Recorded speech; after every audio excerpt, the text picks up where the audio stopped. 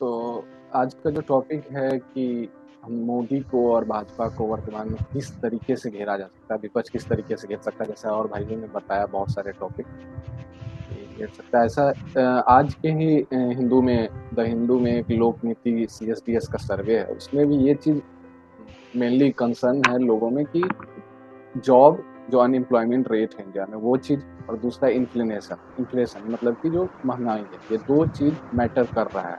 जो अभी करेंटली लोग जो अप्रोक्स 70% लोग जो इधर बीजेपी के वोटर हैं या उसके अपोजिशन में रहते हैं, वो भी इस चीज को मानते हैं कि जॉब को लेकर प्रॉब्लम और एक अनएम्प्लॉयमेंट को लेकर प्रॉब्लम है। लेकिन बीजेपी उसके काउंटर में उसके पास और भी कई चीजें हैं जो ओवरशैडो कर जा रही है दो पॉइंट को। भ्रष्टाचार का जहां तक इशू, जैसा धीरेन्द्र भाई ने बताया था कि भ्रष्टाचार का जो इशू है वो खुल के दिख नहीं रहा है। अगर कोई बहुत ही माइन्यूटली चेक करे तो लोगों को शक होगा, चाहे इलेक्टोरल बॉन्ड हो या कुछ और भी मुद्दा हो, उस पर लोगों को ये शक होगा कि चलिए बीजेपी कुछ तो कर रही है, लेकिन सामने से कुछ दिख नहीं रहा है। जो और सबसे बड़ी बात है, जो विपक्ष है उसको बहुत बड़ा मुद्दा बना नहीं पा रहा है। कई विपक्ष का फॉल्ट है कि आप उसको मुद्दा नहीं बना पा रहे हैं। पहले आप 2019 का इलेक्शन राफेल के मुद्दे पर लड़ चुके हैं और वहां पे आप बिल्कुल पिट गए। तो और ऐसा नहीं, राफेल में भी लोगों को संदेह नहीं था, उस समय भी लोगों को एक मास को लग रहा था कि राफेल में कुछ गड़बड़ हुआ है, लेकिन आप पिट के आ गए। तो विपक्ष इस तरीके के मुद्दे को बना नहीं पा रहा है। जो दो मुद्दा है, इन्फ्लेशन और जॉब लॉस, तो ये दो चीज को विपक्ष मुद्दा नहीं बना पा रहा है। जो दूसरा चीज है, जो बीजेपी का और भी जो कॉकटेल उसने बना रखा है, एक नेशनलिज्म का। नेशनलिज्म में आप कोई भी पार्टी उसके आसपास नहीं दिखती है, और एक हिंदुत्व में, ये दो एक ऐसा कॉकटेल है। और उसके साथ तीसरा कॉकटेल जो ये ऐड होता है कि बीजेपी का जो अपना कुछ मास कनेक्टिंग योजनाएं हैं, जैसे वो बैंक खाते खोल के डीबीटी के माध्यम से डायरेक्ट पैसा देना, किसी भी टॉयलेट का हो या फिर अनाज देना, ये जो जो बीजेपी का जो और भी जो मतलब इस तरीके का है जो लोगों को प्रॉफिट पहुंचा रहा है, कहीं ना कहीं लोगों से जो बिल्कुल पुअर पीपल हैं, एकदम जो बिल्कुल निचले तबके के लोग हैं, जो अनाज उठा रहे हैं या कोई किसी को गैस मिल रहा है, तो वो कहीं ना कहीं कनेक्ट हो जा रहा है। और नेशनलिज्म और जो नेशनलिज्म का जो बात है और एक हिंदुइज्म, ये उसमें एड ऑन कर दे रहा है। जैसे उसमें जैसे एक राम मंदिर का मुद्दा, आप विपक्ष के पास कोई ऐसा मुद्दा नहीं है कि मास को कनेक्ट कर पाए, चाहे मोदी के विरोध में हो या उसका अपना ही कुछ बताने को हो कि मास को कनेक्ट कर पाए। लेकिन जो राम मंदिर है वो बहुत इंपॉर्टेंट नहीं है, लेकिन वो कनेक्ट तो कर जा रहा है कहीं ना कहीं, और ये बहुत बड़ा डिस्प्यूटेड मुद्दा है और आज का नहीं है, पिछले 40-50 सालों से उसके इर्द गिर्द राजनीति चल रही है। फिर भी राजनीति चल रही है और उसका रिजल्ट आया है एक मास को कनेक्ट करके किसी भी थ्रू से बीजेपी के शासन में हुआ है। तो आप ये बता नहीं सकते लोगों को कि नहीं उसने नहीं किया, तो ये प्लस पॉइंट तो जाएगा ही। आप किस तरीके से लड़ते हैं, विपक्ष कहाँ लड़ पा रहा है, मतलब कि मुद्दा चाहे आप लाख गिना ले, भ्रष्टाचार का गिना ले या कुछ भी, विपक्ष लड़ता हुआ नहीं दिख रहा है। एक बात तो सबसे पहली बात है कि मुद्दा मोदी जी के पास नहीं है, विपक्ष के पास बहुत मुद्दा है, उसको मीडिया दिखाता नहीं है। मुद्दा मोदी जी के पास नहीं है। दो मुद्दा छोड़ के एक मुद्दा बोलेंगे राम मंदिर, दूसरा बोलेंगे परिवारवाद। ये जो परिवारवाद जो शब्द बोलते हैं ना, ये तो हम क्या बताएं, ये तो खुद लोगों को खुद अपना बुद्धि विवेक लगाकर सोच लेना चाहिए कि परिवारवाद जो करते हैं, परिवारवाद भैया, परिवारवाद जो करते हैं उसके लिए जनता मूर्ख नहीं है। वो जनता सब देखती है, जनता सबको सब पता है। ऐसा नहीं है अमिताभ बच्चन का बेटा सुपरस्टार बन गया, अभिषेक बच्चन सुपरस्टार नहीं बन गया। परिवारवाद के नाम पर आने वाला बहुत सारा लीडर है जो कि बहुत फेल हो गया, लेकिन उसी बात को हर बार बार बिहार में जाएंगे और यही बात बोलेंगे, परिवारवाद, मैं भी परिवार, तुम भी परिवार, मोदी को गाली दे दिया। मतलब अपने आप को जैसे लगता है ना कि विक्टिमाइज करके लोगों का सिंपैथी गेन करने का कोशिश करते हैं। जैसे वो इस सब के बीच में बिल्कुल परिवारवाद को ही डिफेंड करने लग गया राहुल यादव। अब देखिए मास कैसे कनेक्ट होगा, आप पूरे यूपी में 5-7 सीट एक परिवार को दे रहे यूपी वाली पार्टी। बिहार में आप देखिए एक परिवार, खुद वो आरजेडी के अध्यक्ष हैं लालू यादव, उनका 2 बेटी चुनाव लड़ रही है, 2 बेटी उनकी चुनाव लड़ रही है, उनका 2 बेटा विधायक है, एक मतलब विधायक जो है उसमें एक डिप्टी सीएम है। उसके पास कोई मुद्दा है नहीं। वो मुद्दा बना सकता था जॉब्स को लेके या जो भी उसने काम किया, लेकिन वो मुद्दा क्या बना रहा है कि हम मछली खा रहे हैं एक मलाह लीडर के साथ। तो वो जाति को लेके इस ये तरीके का मुद्दा ये तो वो खुद मुद्दा बनाता ये है, मुद्दा और भाजपा फिर वाला उस का पर था, बैक हो जाता है। वो तो वीडियो दिखा रहा है, ये मुद्दा बता वीडियो दिए कि ये असल में मकसद ये मछली क्यों असल में खा रहे मकसद उसका हैं वही ये। था कि वो दिखाना कि असल में मकसद असल में उसका मकसद ये था कि उस जाति को ये बताना कि देखिए हम आपके जाति से आ गए हैं, मतलब जातिगत वे पे वोट लेना, कुछ पॉजिटिव उसका भी नहीं था। वो रहा हर बात इसी लीडर चीज का करेगा। तो फायदा मोदी वो उठाता है। अरे वो हर लीडर करेगा, वो हर लीडर करेगा। ये जो नेपोटिज्म, ये जो कुछ हमको लगता है ये कोविड के टाइम से जो और चल रहा है ना मीडिया में, नेपोटिज्म, परिवारवाद, ये जनता को डिसाइड करने दीजिए। अगर नहीं तो तेजस्वी पांच यादव पांच एक कैपेबल ही नहीं है, परिवार से पांच तेजस्वी यादव छह कैपेबल लोगों का पॉलिटिक्स में आना, सुनिए, एक ही परिवार से एक 6 लोगों है नहीं। का पॉलिटिक्स में अरे आना कहाँ आप देखिए, जस्टिफाई एक बात है, करता है, कौन सा मतलब हम कि ये है बताते कि कहाँ एक मिनट, हम जो बताते पूरा कहाँ जस्टिफाई करते आप एक मास। हम बताते हैं कहाँ तो जस्टिफाई। कोई भी इंसान हो, ठीक है, वो राजनीति में आना चाहे वो राजनीति में आ सकता है, भले आपकी पार्टी हो नहीं हो। जनता को डिसाइड करने दीजिए। जनता मूर्ख नहीं थी जो बीजेपी को 39 सीट जिता के भेजी थी। मीसा भारती हार गई थी, पिछले बार भी चुनाव लड़ी थी।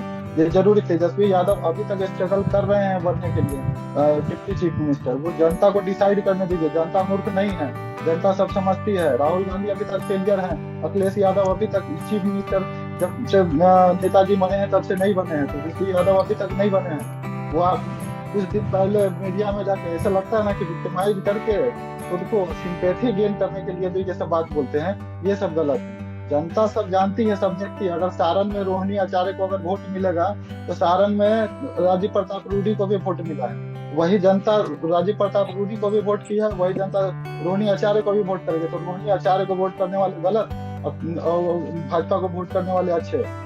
मैं बस यही ऐड करना चाहता हूँ नीतीश भाई की बात में कि परिवारवाद कहाँ नहीं है। अब देखिए, पंकज सिंह, राजनाथ सिंह का बेटा, अनुराग ठाकुर देख लीजिए, आप हर एक जगह पे देख लीजिए आप परिवारवाद। आप बीजेपी में मोदी जी के सबसे करीबी नेता अमित शाह के बेटे जैसा को क्रिकेट सेक्रेटरी बना दिया जाता है। मैं ये नहीं, इस पे नहीं जाऊंगा कि वो गलत है या सही काम कर रहे हैं, वो कैसा काम कर रहे हैं नहीं कर रहे हैं वो बात की बात है, लेकिन ये परिवारवाद है कि नहीं? इसको बहुत ही क्लियरली प्राइम मिनिस्टर ने लोकसभा में स्पीच में किया है। एक परिवारवाद है कि आप उसको रोक नहीं सकते कि उसका परिवार अगर पॉलिटिक्स कर रहा है तो उसके बाद दूसरा करेगा, ये चलता रहेगा। इसको रोकना बिल्कुल ये असंभव सा है, कोई भी पार्टी हो नहीं कर सकता। इवन कि सीपीआई जो सीपीएम है, जिसको बिल्कुल परिवारवाद से मतलब नहीं, लेफ्ट, वो उसमें भी परिवारवाद इस लेवल का है। जो दूसरा आप बोल रहे हैं कि एक होता है परिवारवाद, जो मोदी ने बताया था कि पूरा पार्टी ही ऑनर करे, पार्टी ही मतलब जो पार्टी को ही ऑनर करे, एक परिवार ही ऑनर करे, जैसे बिहार में है लालू यादव का या मुलायम का। तो आप ये अगर सोच के चल रहे हैं कि परिवारवाद लोगों के लिए मुद्दा नहीं है, तो बहुत आप विपक्ष के लोग हेल्प कर रहे हैं प्राइम मिनिस्टर को 400 पहुंचाने में। ठीक है, परिवारवाद बहुत बड़ा मुद्दा है। एक परिवार का लोग राजा क्यों बनेगा, एक तरीका से आप फिर वहीं पे ले जा रहे हैं जहां तक की बात है पर्टिकुलर एक पर्सन का परिवारवाद में। तो एट ए टाइम अगर राजनाथ सिंह का बेटा बहुत प्राइम मिनिस्टर यूपी में मिनिस्टर के लिए उसका नाम बहुत आगे चल रहा था, और चलना भी चाहिए क्योंकि वो बहुत मेहनत कर रहा था जैसे जरूरत, लेकिन वही उसको मिनिस्टर नहीं बनाया जाता है क्योंकि एक पार्टी का होने के कारण बिल्कुल परिवारवाद का उस पर आरोप लगता राजनाथ सिंह, इसलिए उसको नहीं बनाया गया minister. Still he is MLA from BJP. लेकिन बात यह है कि आप जो पार्टी ऑनर कर रही है, 6-7 लोग 10 लोग से ज्यादा एक पार्टी से ही, एक परिवार से ही, कि उसका चाचा, उसका भतीजा, उसका बेटा, उसका पोता, उसका नाती, सबको विधायक सांसद बना दिया जाए, ये मास कनेक्ट आप नहीं कर पा रहे। बिल्कुल एक गुलामी तो नहीं चलेगा ना फिर। 1900 आप गुलामी से पहले की तरफ ले जा रहे हैं। 2 लोग परिवार का, बिहार यूपी 2 परिवार का गुलाम हो गया एक तरीके से। हाँ बिल्कुल। जैसे थोड़ा सा समय का एक लास्ट कमेंट लेंगे धीरेन्द्र की तरफ से। हाँ धीरेन्द्र। नहीं, मैं ये नहीं बोल रहा हूँ कि परिवारवाद एक मुद्दा नहीं है जनता के बीच में। ऑफ कोर्स परिवारवाद एक मुद्दा है, लेकिन जिस तरीके से आरजेडी या जिस तरीके से बाकी या सपा के जो अखिलेश यादव है, जिस तरीके से उनके परिवारवाद को टारगेट किया जा रहा है बाय द मीडिया, ठीक है, मैं ये नहीं कह रहा हूँ कि परिवारवाद एक मुद्दा नहीं है, ये एक मुद्दा है, मैं इस बात को डिनाई नहीं कर रहा हूँ, लेकिन ये हर एक जगह है। जैसे कि राहुल भाई ने बताया कि अगर वो अच्छे नेता होंगे तभी वो सक्सेस हो पाएंगे। कौन नहीं चाहता कि उसका बेटा, डॉक्टर का बेटा चाहेगा कि डॉक्टर बने भाई, वो चाहेगा, अप्रोच लगाए। दूसरी बात यह है कि एक ही परिवार का नहीं है। चाहे आप आरजेडी में देखिए रामकृपाल यादव जी हैं, अध्यक्ष बने थे कि नहीं बने थे। हर एक जगह परिवारवाद है, ये मुद्दा नहीं है ऐसा मैं नहीं कह रहा हूँ, हाँ ये एक मुद्दा है। लेकिन जिस तरीके से सिर्फ कुछ पार्टीज, गांधी परिवार, यादव परिवार को टारगेट किया जा रहा है, उस तरीके से बाकी के परिवारवाद को क्यों नहीं एम्फेसाइज किया जा रहा है? बीजेपी में मैं अभी आपको बता रहा हूँ कि बीजेपी में 20 एमपीज ऐसे हैं जिनके बेटे को टिकट मिला है इस बार। क्यों मिला है?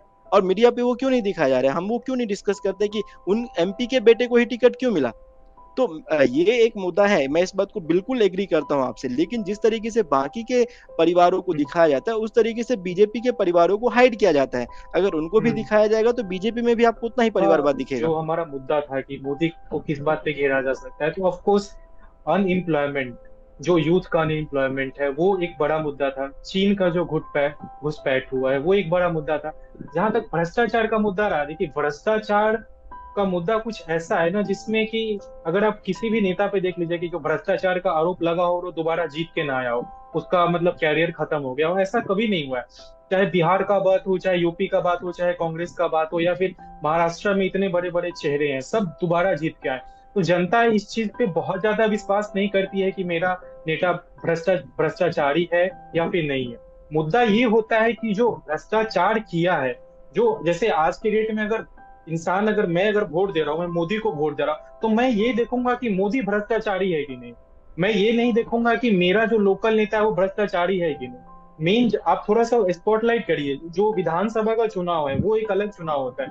आप बिहार का इलेक्शन देख लीजिए, बिहार के इलेक्शन में जो पिछला चुनाव हुआ उसमें भाजपा के कितना एक तरीके से बुरी तरीके से हारी है, 54 सीट आया। बट वही एमपी का चुनाव देख लीजिए जो 6 महीना 1 साल पहले हुआ था, उसमें 40 में से 39 सीट जीत के जाती है। तो जाहिर सी बात है, जो लोग देख रहे हैं वो लोग अभी वोट दे रहे हैं मोदी को। मोदी भ्रष्टाचारी नहीं है, ये लोग, ज्यादातर लोग इस चीज में यकीन कर रहे हैं। दूसरा जो मुद्दा था कि परिवारवाद का, परिवारवाद, हाँ परिवारवाद होता है, लेकिन जिस तरीके से बाकी पार्टीज में होता है, तमिलनाडु में देखिए उसका करुणानिधि था, करुणानिधि के बाद उसका स्टालिन आया, स्टालिन के बाद अभी उसका बेटा कंपेन कर रहा है, उसका बेटा को जिम्मा जाएगा। तो प्रॉब्लम ये नहीं है कि आप किसी और को क्यों नहीं ला रहे अपने पार्टी में। अगर मान लीजिए तेजस्वी यादव जी हैं, तो एक बार बोल देना कि एक बार चलिए तेजस्वी यादव, हम तेजस्वी यादव छोड़ देते हैं, हम किसी दूसरे यादव को मौका दे देते हैं कि वो आके कर ले।